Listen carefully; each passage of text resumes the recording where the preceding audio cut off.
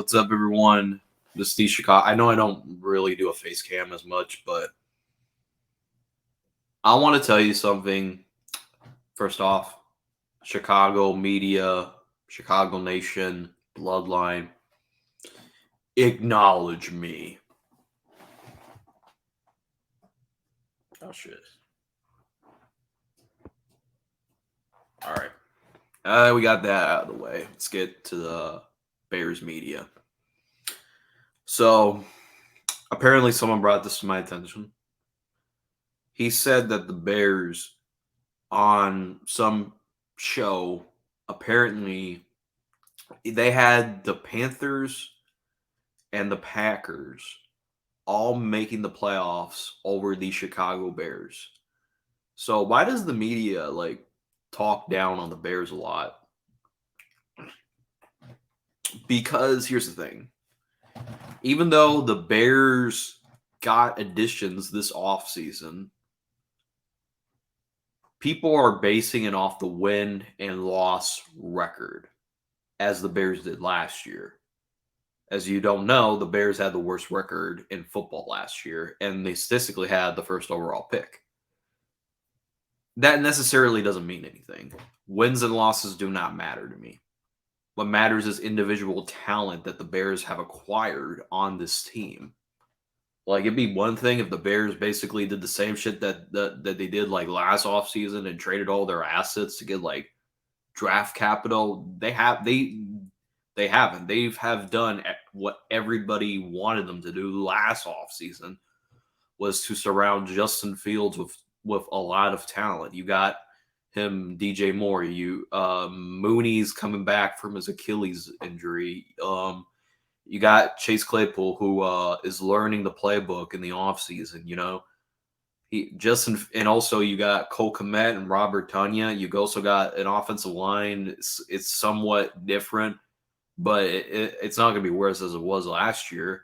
And the defense, I think we're only one edge rusher away from being totally a completely whole different defense. I'm not going to say it's going to be like 2018 where they were monstering every stat. So here's the thing: what these media people and the casuals, even I, have encountered speaking to. You see, if they were on Pat McAfee's show, ESPN, FS1, or Undisputed, even though I think one of the people that I would love to go up against on this Skip, if they were on any of those shows, like Pat McAfee, if you can throw Pat McAfee in there, if they were on that show, they would not even talk football. They don't even know enough football facts to even be on these shows. It's like when they result into, when they run out of facts, they'll say you're stupid, you're delusional, you're a homer. It's just at the end of the day, some of these folks just, are basing the Bears off of the win-loss record, which I understand at the end of the day, wins kind of matter, but how do you get the wins is how it matters. And that's individual talent on the Bears. Here's the thing that people don't want to admit. They don't want to admit that the Bears actually have a legitimate chance to possibly win their division and possibly win a playoff game. The Bears are well made for the. I'm not saying that they're going to go to the Super Bowl. God, I hope we make. I think any fan of a team wants their team to win a Super Bowl, but I'm not saying that they're going to be Super Bowl contenders. I'm just saying, they're going to have a better year than they were last year. Because it'd be one thing if the Bears did trade all their assets, but they acquired talent on both sides of the ball. As much as I love Roquan, and I'll say this, I love Roquan. I'm never denying that. But here's the thing. Roquan didn't fit our 3-4 defense, and it's a fact. I watched the games. Roquan, here's the thing, what Roquan was better at. Tackling. But when it came to coverage, Roquan was constantly getting burnt. He basically just didn't prove that he basically wanted to be the highest paid linebacker that the Ravens gave them, which was honestly like no disrespect to Roquan. I know I don't have a problem with people like getting like a huge paycheck unless it's like you don't prove yourself. But Roquan, even though I'll never admit, I'll always admit that he's top 5, but when it came to like coverages, Roquan was getting beat pretty badly. And Tremaine Edmonds, I know I'm not saying that he is Roquan. I'm saying that he can be better than Roquan in the same system. Because do you want to know what Tremaine Edmonds has that Roquan doesn't? Better coverage. Tremaine Edmonds has better coverage than Roquan, and he the tackles. I think Roquan's slightly better than Tremaine Edmonds, but Tremaine Edmonds is also great at tackling for loss. Of course, that Tremaine Edmonds has a lot of like he drops a lot of easy interceptions, but he's a great same with Jalen Johnson. People think that he's a below average cornerback, but I know he's not a ball hawk, but like many cornerbacks.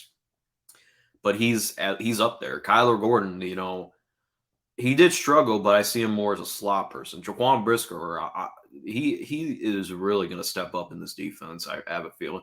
Eddie Jackson, we already saw what he did last year before he got hurt. So the front, yeah, we do need we are one edge rusher away from being totally a different defense. Regardless who it is, I feel like the Bears, like rather, let's just say hypothetical, if it's Yannick or Chase, that defense could be different. I'm just saying, if you're if talk down the Bears this offseason because of win and loss record, then that shows me you don't know football. Like at the end of the day, I know wins and losses kind of matter, but they don't. It matters how you get it. At the end of the day, I don't think Justin Fields is going to be like like a lot of these Bears fans be like 30 touchdowns or like I'm not saying he's going to be an MVP candidate. I'm saying that he's going to have like 25, 24 touchdowns and maybe 10 interceptions. And and it would be nice to have if he can break that 4K passing yards because the Bears have never had that. But I think he's going to get like 3K passing. I feel like if he's clutch. If he wasn't clutch, I probably would have taken a different option. But it's just like it feels so different than it was last year. Like last year, I was like, are they surrounding this kid with help? But they surrounded him with help. Like he's in a position to succeed. Rather you want to disagree with me about the Bears doing good or not, you have to admit that they pretty much put this kid into to succeed. And I'm very excited for this year. I'm very I'm trusting what Ryan Poles did is going to turn out to be good. I'm also trusting Eberflus, even though I feel like he needs to prove himself. And Justin Fields, I already saw his potential last year. And I said if he had the right supporting cast, he probably for example, you really think if Justin Fields was on the Eagles last year, that he has like success or some shit. Like absolutely he has AJ Brown and Devontae Smith, but the Bears this year have DJ Moore, who is a great receiver, and he's obviously top 15. DJ Moore's top 15.